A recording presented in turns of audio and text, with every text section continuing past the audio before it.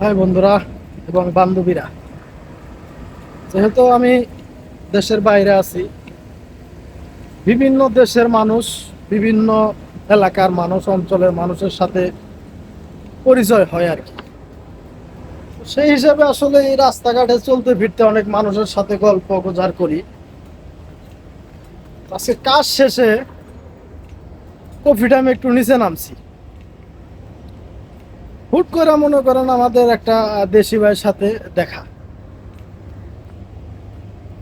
তো দেশি ভাইটার বয়স আনুমানিক 45 থেকে 50 হবে আর কি। ভাই বা আঙ্কেল বললেও চলে। তো হুট করে তার সাথে দেখা। তো দেখা হওয়ার পরে সে আমার মানে প্রথমে বলতাছে যে ভাই, আপনি কি দেশি ভাই নাকি? মানে প্রথম যেভাবে পরিচয় হয়। তো আমার আবার একটু দেখতে তামিলের মতো লাগে, মানে কালো মানুষ দেখলে অনেকে তামিল মনে করে সিঙ্গাপুর। আমি বললাম হ্যাঁ ভাই দেশি। সে আমারে বললো ভাই আমি তো আসলে সিঙ্গাপুরে পিআর, কিন্তু আমি তো ভাই আমার বাড়ি ঘর বলতে আমি একটু কষ্টে আছি আর কি। তো সে শেয়ার করতেছে, মানে তার জীবনে দুঃখের কথা আমার কাছে শেয়ার করবে। বললাম ভাই আপনি পিয়ার মানুষ, আপনি আবার দুঃখে থাকবেন কেন? ভাই সিঙ্গাপুরে আমার একটা বাড়ি আছে, মানে বাড়ি বলতে একটা ফ্ল্যাট কিনছে, তার বউ পোলাপান সব সিঙ্গাপুরে। অথচ সে সিঙ্গাপুরে মানে তার বাড়িতে এসে তার ফ্ল্যাট এসে যাইতে পারে না। তার বউ তারে বাইর করে দিছে। তো বাইর করে দিছে কি জন্য? তার বউরা আজ থেকে 8 বছর আগে সিঙ্গাপুরে নিয়ে আসছে। নিয়ে আসার পরে বউটা আর একটা ছেলের সাথে রিলেশন করছে। তো রিলেশন করার পরে এখন আর মনে করেন যার কারণে মানে নিয়ে আসছে, যেহেতু স্বামী সিঙ্গাপুরে পিয়ার, সে বউটাও হচ্ছে সিঙ্গাপুরের পিয়ার নিছে। তো এখন যার কারণে পিয়ার, এখন আর তারে মনে করেন যে গুনে না, এখন তার আর গুনে না। এখন সে নিজে নিজে মনে করেন যে একটা বয়ফ্রেন্ড ধরে সে মানে যার বাসা যে ফ্ল্যাট তারে বের করে দিচ্ছে। মানে ওই ভাইটা তার জীবনের গল্প আমার কাছে বলতেছে, জীবনের কষ্টের কথা। তো বললাম তো ভাই আপনার এই অবস্থাকে আপনি বের করে দিল কেন? তো বের করে দেওয়ার কারণ হচ্ছে আমারও একটা বদ অভ্যাস আছে। বদ অভ্যাস বলতে সে মানে ক্যাসিনো আর কি, গ্যাম্বলিং বা ক্যাসিনো খেলে। ক্যাসিনো তো অবশ্য আপনারা বুঝেনি, যেটা হচ্ছে আমাদের বাংলা ভাষা আমরা ডাইরেক্ট বলি জুয়া। সে জুয়ায় আসক্ত, জুয়া খেলে। তো সেজন্য সে অনেক টাকা পয়সা লস দিছে। সেজন্য তার বউ তারে বাড়ির থেকে বের করে দেয়া সে আর একটা ছেলের সাথে রিলেশনে জড়াই গেছে। তো এখন মানে তারও আমার সাথে কথা বলার উদ্দেশ্য হচ্ছে তার কাছে এখন 2টা টাকাও নেই।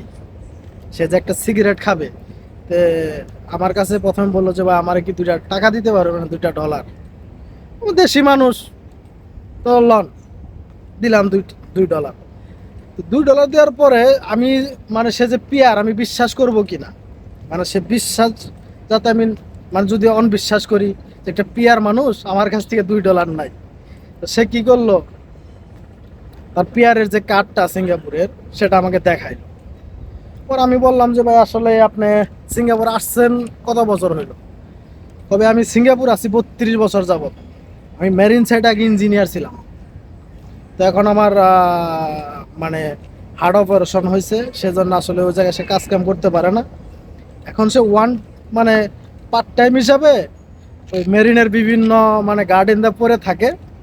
আর ওই হোটেলে ওই ডিশ ওয়াশিং এর কাজ কাম আছে, ওগুলাই করে। মানে যেখানে সেখানে থাকে, এখন তার থাকার জায়গা নাই। অথচ সে কোটি টাকা দামের একটা ফ্ল্যাট সিঙ্গাপুরে সে কিনেছে। ঘটনা হচ্ছে, এই গল্পটা আপনাদের বলার উদ্দেশ্য একটাই, যে যে বউ, আপনারা যারা দেশে বউয়ের অ্যাকাউন্টে লক্ষ লক্ষ টাকা পাঠান, তারা দেখুন যে মেয়ে মানুষ কিভাবে চেঞ্জ হইতে পারে। যার কারণে সিঙ্গাপুরে আসছ বা যে তোর সিঙ্গাপুরে নিয়ে আইছে, তার বাড়িতে থাকস, তার বাসায় থাকস, সবকিছু করস, তারে বের করে দিছ। এখন বের করে দিয়ে সিঙ্গাপুরে যে আইন অনুযায়ী মামলা চলতেছে, মামলা চালাচ্ছে। কিন্তু তার বউ কিন্তু ঠিকই সুখে আছে, ঘরের ভিতরে শুয়ে থাকে। আর যে বেড়ায় টাকা দিয়ে, নিজের টাকা দিয়ে ফ্ল্যাট কিনছে, সে বেড়ায় আজকে মেরিনা গার্ডেন বেড়ে বা বিভিন্ন রাস্তাঘাটে ট্যাকেজে শুয়ে থাকে। পার্ট টাইম যদি কোনো হোটেলে থালা বাসন ধোয়ার কাজ পায় করে, না পাইলে না করে। যে আমাদের মতো বা যা বাঙালি যারা আছে তাদের কাছ থেকে 2-4 টাকা চেয়ে চেয়ে নিয়ে খায়। কেউ কি চান যে আপনার জীবনে এরকম কিছু ঘটুক? তো ঘটার আগে আপনাদের সতর্ক হতে হবে, সচেতন হতে হবে। তো ভাইরা ভালো থাকেন, সুস্থ থাকেন।